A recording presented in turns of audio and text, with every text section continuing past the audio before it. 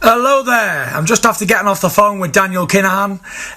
He's just informed me that the biggest fight in British boxing history has just been agreed. Get up there, my boy! Big shout out, Dan. He got this done, literally over the line, 2-fight deal.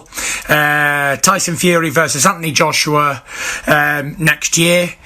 One problem, I just got to smash Deontay Wilder's face right in the next fight, and then we go into the Joshua fight next year. So there we are.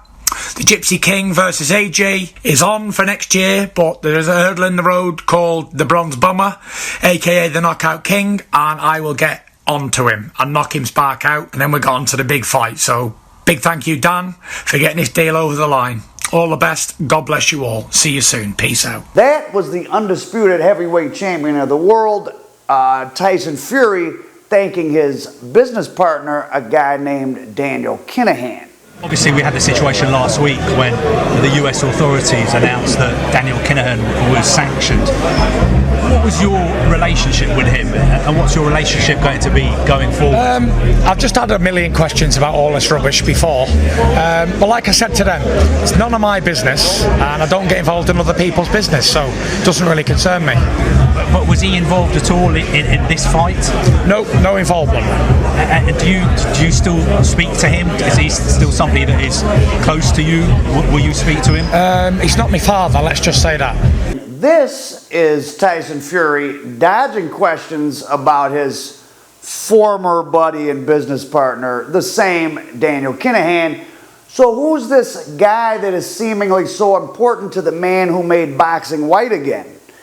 Daniel Kinahan is the boss of a literal crime family straight out of Ireland, and he, his father, and his brother each have $5 million rewards from the American DEA for their arrest. And $5 million is the same amount El Chapo himself had on his head when the DEA extracted him from Mexico. In April of 2022, the U.S. government finally succeeded in getting Dubai, where the Kinahans are holed up, to freeze some of their assets. And as we saw, Tyson Fury and others are trying to distance himself from their old friend in the boxing world, who's now being talked about as one of the world's top distributors, or at least Europe's top distributors of yayo. Doesn't really concern me. But was he involved at all in this fight? No involvement. Now, just a month ago, after Fury knocked out challenger Dillian White, he was filmed trying to kick a taxi cab when he was drunk, and he was hanging out with a guy named Robert Kelby. And Kelby is the guy in this video.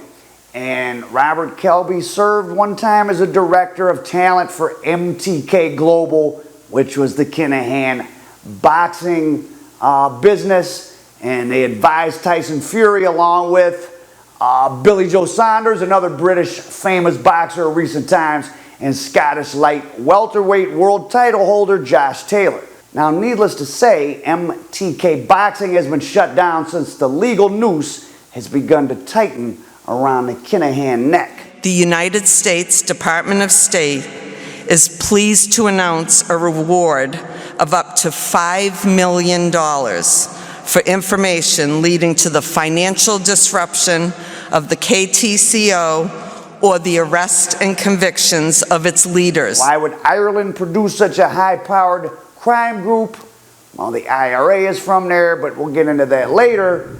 But more specifically, the economic... As home to 9 out of 10 of the world's top global software companies, Ireland offers a world-class ecosystem of both local and international tech talent. The Celtic Tiger era was fueled by open borders in a small country focused on exports. If you bought a computer in the 90s, for example, the translations of the instructions to the software in all the different European languages was almost certainly done by an Irish company. They chose Ireland not only because of our competitive tax rates, but because it has a stable pro-business government with ready access to a young, dynamic, highly educated, skilled workforce. Now, Irish press has reported that the Kinahans have a near monopoly on the import of specifically Peruvian cocaine, the best, to Europe. And they control about a third of the continent's entire cocaine supply. And Europe, for quite a while now, has been by far the biggest source of cocaine profits, at least for the people from south of the border here in Mexico. Now, back in 2016, the Kinahans got embroiled in a war that might have had its source a little bit earlier with the rival Hutch family gang across Dublin and Spain, resulting in at least 22 homicides, which might not sound like a shocking amount of murders for those used to hearing about American crime, or especially the numbers coming out of Mexico. But for Western Europe, where access to firearms is extremely limited and murder rates are much, much lower, it's a big number. And of course, there's billions of dollars at stake and possibly some political stuff. Now, like I said, Daniel Kinahan's brother and father joined Danny Boy with $5 million bounties on their heads. But why so much? Why such large rewards on the level of seemingly far more destructive gangsters like El Chapo? Perhaps because of the pretty shocking and high-profile nature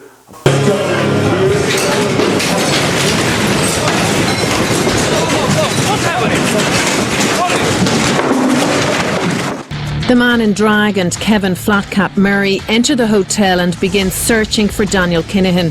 Shots are fired in the lobby and people began to flee the hotel. Now, what the Eurotrash lack in criminal volume, they somewhat make up for in stylistic flair. That was February 6th of 2015. It was like a scene one could imagine highlighting a Guy Ritchie, Quentin Tarantino joint venture. The Regency Hotel in Dublin was holding the pre-fight weigh-in for the WBO European lightweight title. Boom! At least 4 masked men, 2 on Army-style helmets and bulletproof vests of the Irish Federal Police Emergency Response Unit all bust in toting AK-47s into the ballroom of the prestigious hotel, probably looking for Daniel Kinahan, who wasn't there. Now remember, AK-47s aren't easy to get. They're not available at the corner store in the United Kingdom. Now, unlike attacks on American grade schools, the Regency attack had only one victim, an ex-boxer called David Byrne, who was probably a top enforcer for the Kinahans and a suspect in a few homicides over the years. After the attack, they started looking at the security camera footage. Looked like there were 2 more people helping the 4 that burst into the ballroom, including a man disguised as a woman. The attackers escaped in a Ford Transit van, which was later found torched.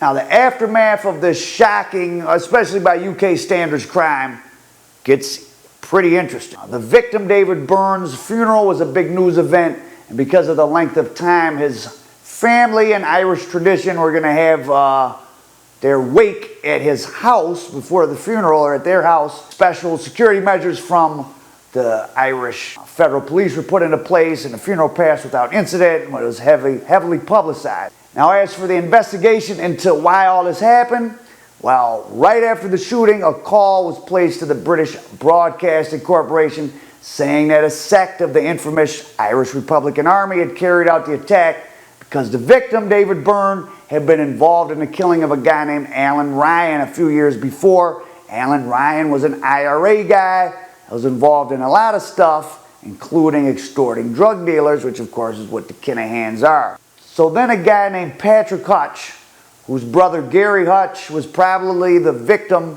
of a Kinahan-sponsored hit in Spain not long before, was charged with the murder at the Regency, but then all the charges got dropped. To date, nobody's been convicted of David Byrne's death, but a Sinn Féin politician, and Sinn Féin is the political wing basically of the IRA, and if you don't know, the IRA and the Sinn Féin fought for Irish independence from the United Kingdom. As recently as I think the early 90s, they were still blowing up department stores and killing regular British citizens in downtown London. They were, before a lot of the Middle Eastern terrorist stuff ramped up, the IRA was probably the most active terrorist group in the world, along with another European separatist movement, ETA, the Basque movement.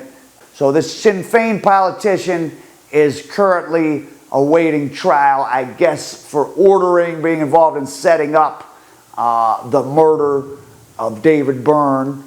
And remember, he's connected to this Alan Ryan IRA guy who extorted drug dealers. And this politician from Sinn Féin, a guy named Dowdall, and an odd asterisk to the case, or maybe it just shows what kind of people these are. Him and I guess his father's being tried with him, but they were buying like a motorcycle off the British version of Offer Up. And the guy came over, and him and his father, this politician, grabbed the guy, took him in the garage, and like waterboard him to extort the motorcycle out of him. And so he's awaiting trial now for the murder at the Regency. And now, not Patrick Hutch, who I said the charges were dropped against, but a guy named Jerry the Monk Hutch, who was the uncle of Gary Hutch, who was killed in Spain, and he's the leader of the Hutch clan. He's going to face trial for the murder of David Byrne, this infamous crime at the Regency. And the Hutches were one-time partners, but now deadly rivals of the Kinahans. So what's the whole backstory of this Kinahan-Hutch rivalry? Why did the Regency Hotel hit happen?